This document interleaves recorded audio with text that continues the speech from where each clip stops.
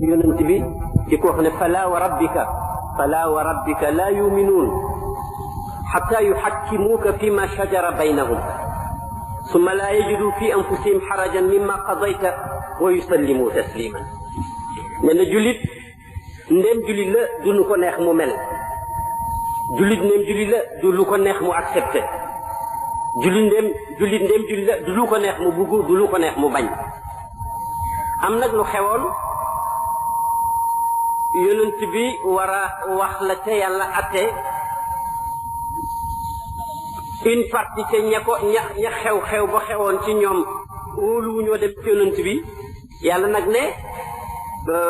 falaa déedéet mel ni kuy wax maintenant mel ni ku jëppi ñi ngay waxal ne gëñ nga ci sa borom yow yonent bi te mooy yàlla ne gëm gu mat guñ mun a tiitaroo mun ko limoo jullit du ko am mukk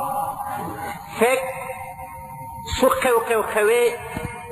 du atteloo yonent bi du la atteloo yow te kat boo xasee wax verdict bi yow yonent bi du ko naqari du ko gêné dafay jébbal mbiram borom bi jébbal ko yow mi yonent yàlla bi. wax ju leer la moom la borom Laxdari doon wax naan jullit su xasee majeur warul def dara te xamul nan la ko yàlla gisee. du une responsabilité assez lourde ci ñi xam ak ñi xamul. responsabilité ñi xamul parce que dañu war a laaj responsabilité ñi xam mooy dañu war a xamle même buñ leen laajul war nañ jéem a wax war nañ jéem a jëf parce que xamle wax la mais itam jëf la.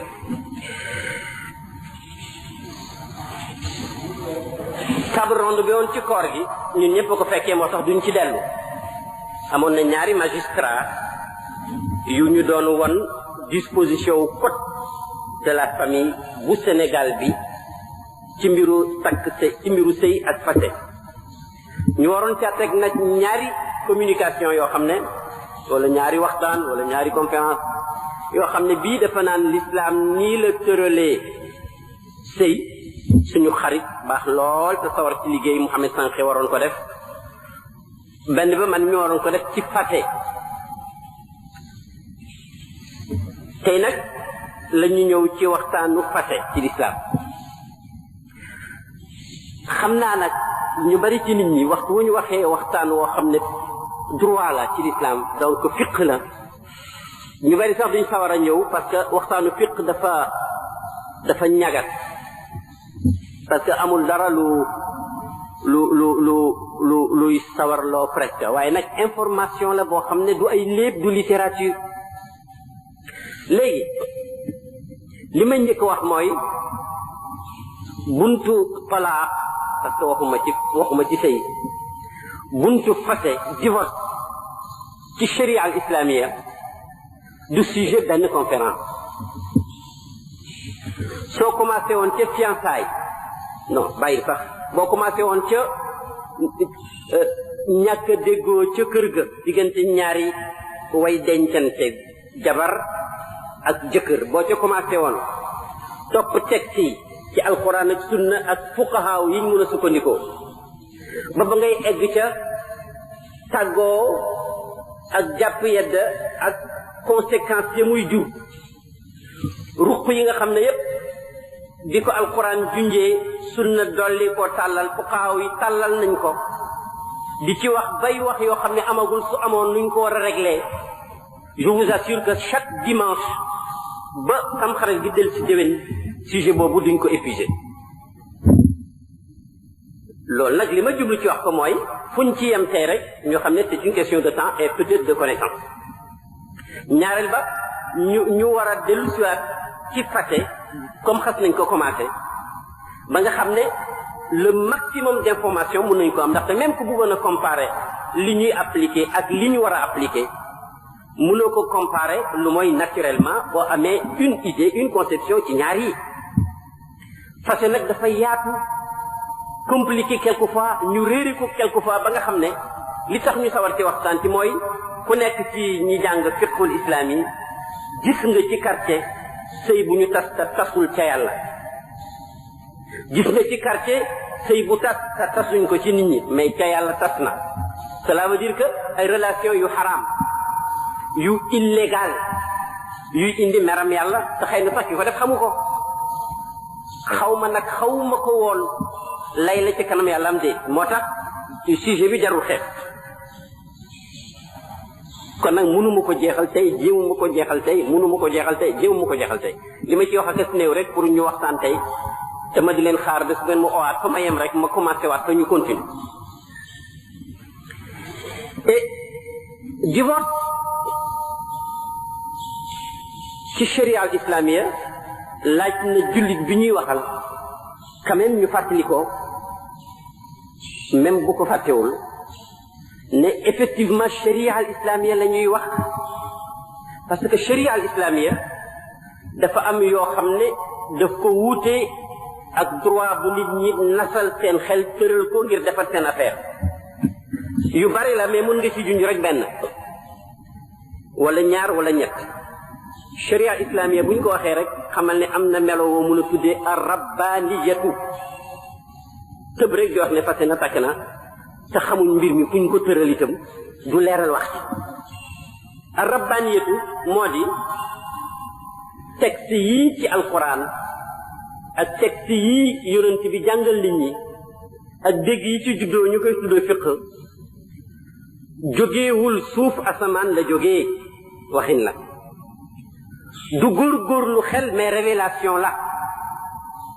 du loo xam ne bu la neexee nga jël bu la neexee nga bàyyi soo munee tricher tant que nit ñi gisuñ la dara xewul yàlla moo ko wàcce da nga gis tout à l'heure ci suratu Talaq tëralin boo xam ne yàlla rek a ko mën suratu Talaq bi nga xam ne ci lay tabax suma waxtaan wi ni ko yàlla tëggee ndekit noonu rek ci la ñu mun a tëral suñu jëflante ak diine ji pour que mun a wér waxul attey kese yem ca waxul idéalisme rek yem ca dafa wax atte yi wax itam ni nit war a mel pour atte yi mun laa façonné jëriñ la donc dafa boole di wax loi yi di ci boole éducation ba nit ki mun a am aptitude pour jëfandikoo loi yi ci benn saar bi fukki verset ñaar rek la mais moom sax buñ ko doon creuser laaj na ay dimanche sharia islamiyya kon mbirum yàlla la fala wa rabbika ji moo xoon li junj na ko sharia islamiyya bi mu nekk mbiru yàlla gi feeñ na ci mooy dafa làmb yépp bàyyiwul dara li war a jëriñ nit yépp wala li ko war a lor daf ci nekkaale ay principe yoo xam ne kenn mënu ko changer mën nga ci dégg nag dégg yu bare parce que l'imaamu Shafii am na bés benn gan ci ko dama koy gàttal di xool nu muy dundee guddi foog ni dafay fanaane julli ba bët set mu lekk ba suur rek jàpp rek julli gaye rek julli safa ak witar rek dal di sangu rek ba njël jot mu jóg rek kabaraat te jàpp ba gan nga demee ne baayam gis naa ki nga ma daan soowal mais nit ku ñàkk fayda la lekk na comme mbaam julli naafile wul xanaa julli farata rek nelaw ba bër set mu julli te jàpput baayam ne ko du war a demee noonu nañ dem laaje Shafii dangaa lekk lu bari biig mu ne waa damaa xiifoon yàlla may ma lekk ba suur sant ko naafile woo mu ne déedéet beneen façon naafile laa doon def dama doon jàng xam-xam benn xadis yonent bu ñu naan yaa Umayr ma faala Nughayr muy ñaari phrase rek muy ñaari baat rek ci laa fanaan di ci ballalu ay acte pour jullit ñi di ci génne ay dégg yuñ mën a appliquer ba génne ci disons téeméeri masala ba may laata pare ñu nodd comme nelaw ma woon nag maa ngi suma njàpp ma jóg julli loolu la sa gan gi dégg pour te dire que fiqh damay gaawantu yegg ci parce que léeg-léeg nga dégg fi mu nekk nii ñuy xeeb fiqh di xeeb fuqahaaw yi jurisconsulte yi am ci l'islam seen liggéey dafa ñëw pour mottali liggéeyu muhaddisiina yi ñi spécialisé woon ci hadith ba nga xam ne hadith mi benn professeur égyptien doon tuddee mel ni armoire bu fees ak ay yére yoo xam ne prêt-à-porter la waa ji sangu taxaw sologul dara dafa njoolam dafa gàttam dafa réem dafa tuuti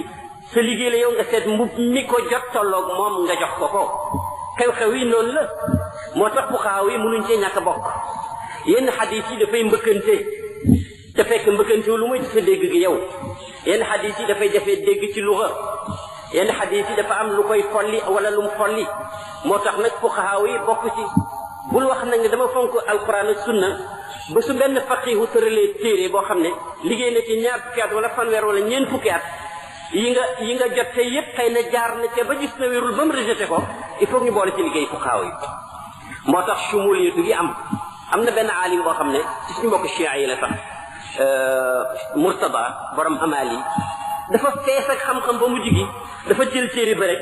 naan in sa'ala sa'ilun an kaza ujibhu bi kaza kenn laaju ko kat ku ma laajoon luy nangam lay tontu dal di bind ba mu fees ku ma laajoon nangam lay tontu donc héritage bu yaatu boobu mënuñ ko fee sànni au nom de dañu fonk alquran ak sunna parce que fonk alquran ak sunna bokk na ca fonk liggéey bi ci borom xam-xam yi liggéey te kat ñi passé woon am nañ lu leen yàlla may lu bokk te xam-xamu kese ñu bari bokk ci ñoom moo di xam diine ba pare xam yàlla ba pare ragal ko liggéey ci xam-xam te jubluwoo ci lu muy liggéeyal diine meloo ni ñu yonent bi waxoon ne dañuy jàng pour di ko werantee buñ dajeeg jàngkat wala di ko exploité ñu néew doole ñi mais nit ku am ragal yàlla nag jàng liggéey foog ñu boole ko ci te itam lu ciy texte bi jógee ci yàlla rek am na ismatu mooy munul c'est infaillible moo tax nag ñu war a bàyyi xel lépp lu wér waaye nag na wér jógee ci yàlla mbaa yonent bi am na ay ngir munuñ koo bañ a tudd bala ñoo wax talaaq xam ngeen luy ngëram une école juridique ci l'islam école jurisprudence yi ci gën a siiw ci monde musulman yépp ñeent lañ xale bi ci gën a ndaw xam na ko mais quelquefois il faut répéter c'est une pédagogie imam Malik ibnu Anas boo départ Sénégal ba Soudan Misra ci ngir mi lañ nekk presque ñoom ñëpp al imam Shafii boo demee Misra dëkk yu bari ñëpp ëpp ci lañ nekk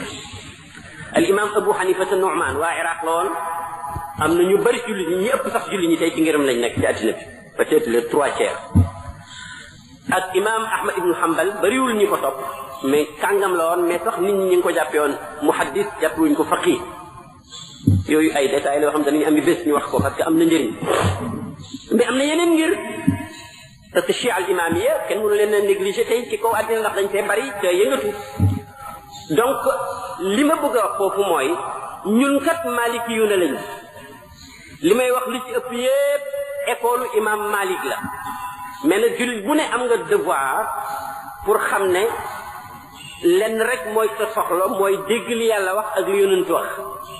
ñi ci des nag tu as besoin de ndax dañu lay yóbbu ci alquran ak sunna wante amul benn élimaan ci àddina nii Malik nii ñi ci des bu ma sa wax ne dëgg mooy li ma amee man kenn ñi ci des ñëpp li ñu amee du dëgg kenn mus ko wax daan nañ wax sax ñoom ñëpp ne su ma tëralee su ma codifié benn atte ba ne nii la fekk keroog foofu la sama xam-xam tolloon ngay dox yow ci sa gëstu ba gis ne yonent wax na lu uuteeg loolu ma waxoon nee na fadribu bi qawli urdal xaay li ma waxoon sànni ko fële kooku xam nga pour jàngal nit ñi ne ñoom duñ ne ñoo tax jullit di jaamu yàlla mais dañuy ànd ak jullit ñi pour jaamu yàlla tax na ba da nga nekk maliki mais da nga dem ci benn atte nga gis lu ca Shafii yu wax nga gis lu ca Ahmad wax nga gis lu ca Jaafar wax nga gis lu ca Abu Hanifa wax am nga droit pleinement wala sax devoir laay wax pour jëfandikoo bu fekkee ne xamuloo ko woon li ñuy bañ kañ mooy nga ne maliki yu laa atte bi jot nga tase jàpp xuloog sa jabar imam Malik ne nii la ci Muwatta wala gaañi ne nii la ci Mudawwana atte ba nga daw ko dem ci beneen ngir di fa wut lu yomb loo xam ne dafay tax nga tooñ ndaw si wala vice versa loolu la ñuy bañ mais toxu ci ngir jël atte ci beneen ngir du dara lu mooy biir kër yonent bi nga dugg ci salle bi wala biir néeg bi wala pantere bi waaye nag c'est l'intention qui compte ici damay daw ngiru Malik dem ci ngiru Shafi mbaa Ahmad mbaa dem ci Chia c'est parce que liñ ma wax dëgg la gu wax ci man bugg naa ut lay benn atte bu charge bu néew doole pour gaañee ko ki ma amal affaire loolu la ñuy bañ mais nag yonent rek kay suñu élimaan ñi ci des ñëpp ay wasiila lañ kon nag mazhabul maliki ci Sénégal ak Afrique gi ma wax naa ne wasilatul musla li taxqiqi salafiyati saliha fi biladina ku bëgg a jaar fa salafu salih jaaroon ne vous gênez pas boo toppee imam Malik li mu tëral ci Muwatta ak li fuqahaul maliki yi tëral ba ci risaala mii ñu bari di xeeb léegi te maa ngi ñaan gris ñu préparé bés boo xam ne dañuy def une conférence tout à fait consacrée ci dundu Abu Muhammad ibn Abi Zayd al-Qayrawani bi taalif risala mooy kan ci ngiram imam Malik ak mooy kan ci xam-xamul islam parce que on a tendance de vouloir le négliger, le minimiser te demoon na bañ di ko ooye Malik mu ndaw mi ngir na mu mel ci xam-xam ak la mu taalif risala ci gën a néew doole ci la mu bind xale yu ndaw yi la ko bindal bu ko defee itam muy appel boo xam ne dama bëgg grec série de macha allah Ibadur Rahman ak fédération ak mboolem mouvement yi sëriñ seeg taalibe yi tout li ñu tax a jóg mooy bis bu set ñu jéem a gën a am conscience ci l'islam boobu gën a am njàmbaar ci appliqué ko te ñaan yàlla tawfiq ndax falaa wa rabbika aaya bu raglal léegi dinaa dem ci fase mooy lan dinaa dem ci fase naka la dinaa wax fase kañ la dinaa wax fase bu valable lan la dinaa wax façon yi fase baat yiñ koy prononcé lan la formule yiñ ci nangoo yiñ ci rejeté buñ amee jot dinaa ko wax fase yan conséquence lay jur foog ma waxtaanee ko mais nag yooyu yëpp gannaaw gi la ko fuqaaw yi tàllal mais base bi mooy ya ayyuha nabiyyu idha tallaqtumu nisaa fa talliquhunna li iddatihinna xam nga saar boobu nekk fukki verset dong ak ñaar li ma ci yéem nañ ko commencé waxtaan wi texte baa ngi brut déglu leen ma rek te bañ a yàkkam ci lillahi wa rasulihi xam nga sourate Talaq xam nga wax ji yàlla yonent lay waxal waaye saru yëpp fasee ko tax a jóg mais da ngay gis atte ya ñëwutoon ca Baqara maanaam ndaw su dem ba dootu gis ay règle wala xale bu ndaw bu amagul règle bu ñu ko fasee nu muy jëlee yedda waxuñ ko woon ca Baqara mais wax nañ ko ci saar yi ca Baqara ndaw su normal du xale bu ndaw lool du ko màggat moom la ñu waxoon yeddaam pour te dire mais fii nag saar wi yëpp bi mu ko consacré ci fase waxinu yàlla la ko def moom la doon junj yonent lay waxal mais ñun la jublu ak yonent à la fois nee na par exemple ila tallaqtumu nisaa su ngeen buggee fase jigéen fa talliquhunna muy amr ndigal la fa talliquhunna li iddatihinna sañuloo yow julit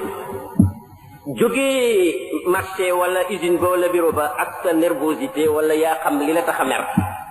nga ne ndaw si awal nii fase naa la sañuloo fanaan si jabar sa kër ba ma set xamoo lu yàlla xewal ci guddi gi seen diggante nga xëy na ko demal sa kër baay fase naa la sañu laa tontu nga mer mbéj ko wala dóoru ko ne ko demal fase naa la fa talliquhunna li iddatihinna wa ahsul iddata mu teg ci li may wax nag yàlla waxee noonu wattaqullaha rabbakum kon nag ndeke fase du temps bu la neexee muy benn njuumte boo xam ne ku nekk Sénégal gis nga ne ñu bare dugg nañ ci parce que mel na ni fase temps bu la neexee la ndeke fa talliquhunna li iddatihinna na ngeen fase ki ngeen di fase bu fase jotee parce que dinaa ñëw léegi kañ la fase jot bu fase jotee itam na nga fexe ba ndaw si nga fase ko ci moment boo xam ne daf koy permettre mu mun a commencer yeddaam te doo ko tooñ comme nag mbiru tooñang ci seetal lim ci teg wattaqullaha na ngeen ragal yàlla te mooy tandiku meram rabbakum mi borom seen yar leen ba ngeen mel nii di catang yi dem ba mun a denc jabar mu ne la faseel nii ngay def ni la neex mooy tandikul yàlla moom parce que mën naa am ba ngay tooñ ndaw sax wala bala ndaw say tooñ dinañ ci ñëw doolee tax wala xaalis wala taar wala sañ-sañ te yàlla moomu la yar ba nga am ko mën na la ko xañ léegi te ku ne mës na ko gis kon nag fase dinañ ci ñëw léegi kon am na waxtu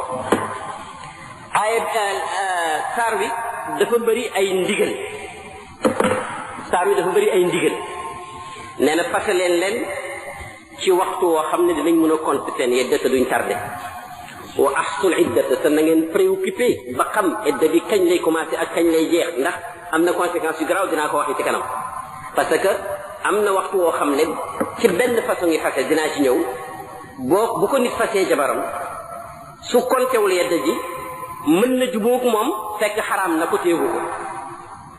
mun na am occasion à la dernière minute pour jubóog moom foog ne jeex na fekk jeex ko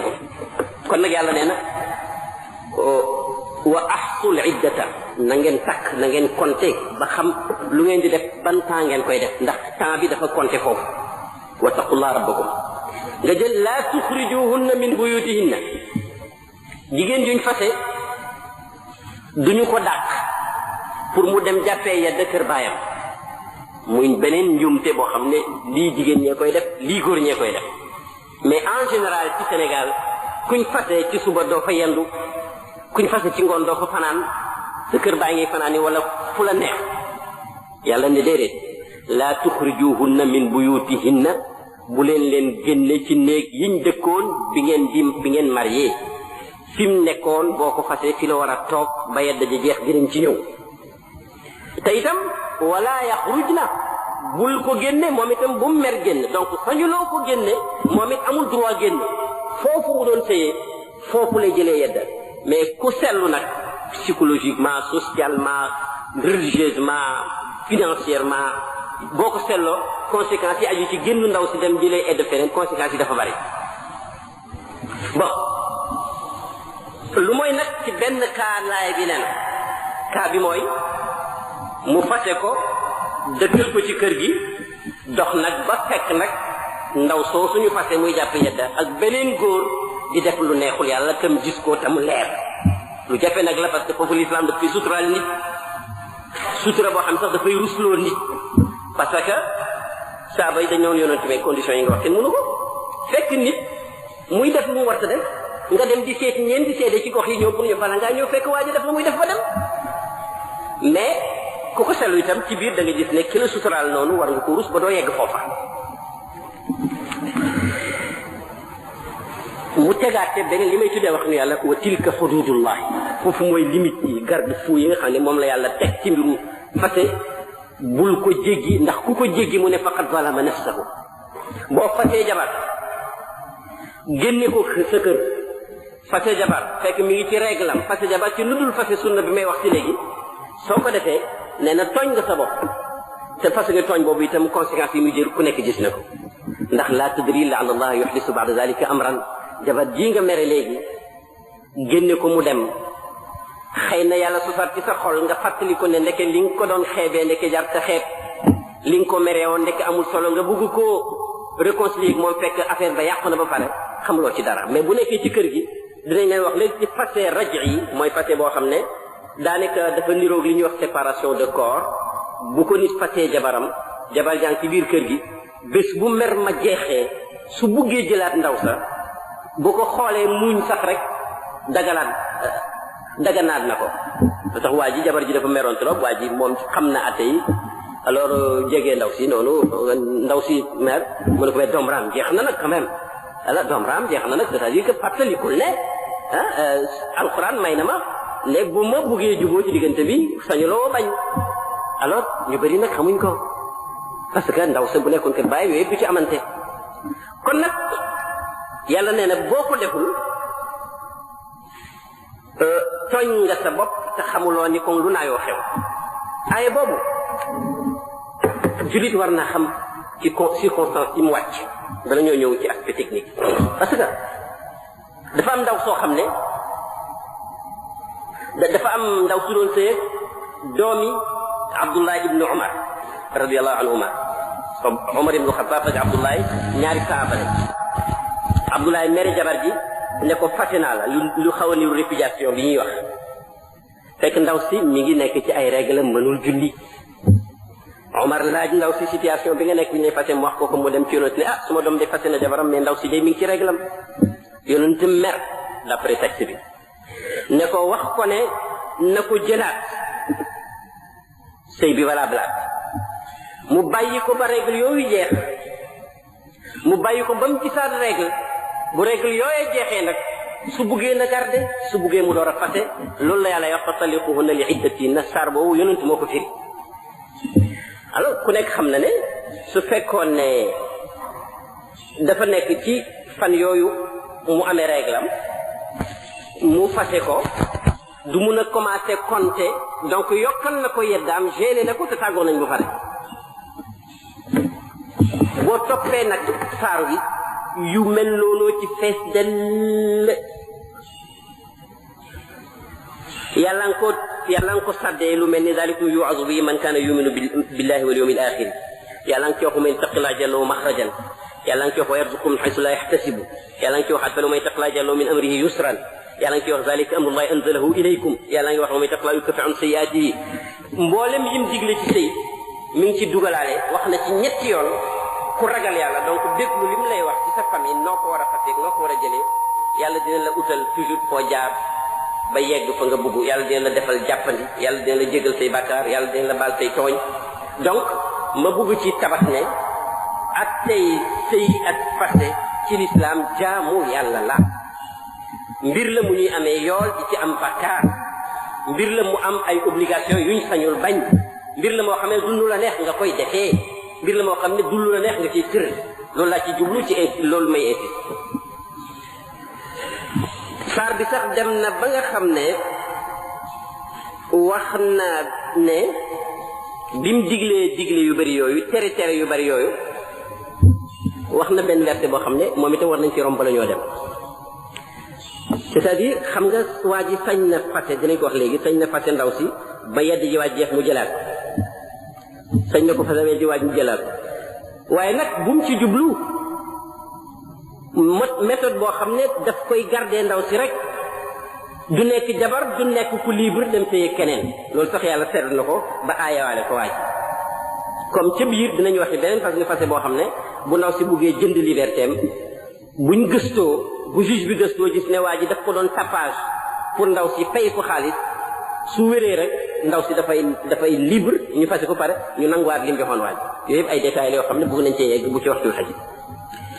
waaye li ma ci gën a yéem mooy saar wi dafa boole bi mu waxee ndigal yooyu yëpp yàllaa ngi wax ne wa ka ayin min qaryatin atat an amri rabbiha wa rusulihi fa xaasabnaha xisaaban shadidan wa azabnaha azaban nukuran fa daaqat wabala amriha wa kana aqibatu amriha xusran aadda allahu lahum azaban shadidan fattaqu llaha ya ulil albaabi alladina amanu qad anzala allahu ilaykum zikran comme mi ngi digle nee na pourtant yéen ñi may waxat nii muy saaba yi donc ak ñëpp yàgg naa digal ay nit ñu bañ a dégg sama ndigal conséquences yi di ma mere leen mbugal mu méttee loolu yëpp ci affaire sëy rek boo koy déglu mel ni kon sëy mooy l'islam yëpp ak fase noonu la ko l'islam fonke te mënul ñàkk parce que yàlla la neex mu def famille ci ni ko l'islam jàngale muy cellule bi njëkk ci société bi su baaxee mu baax su bonee mu bon nu sa famille mel na la sa société mel ba ñi nga xam ne dañu doon planifier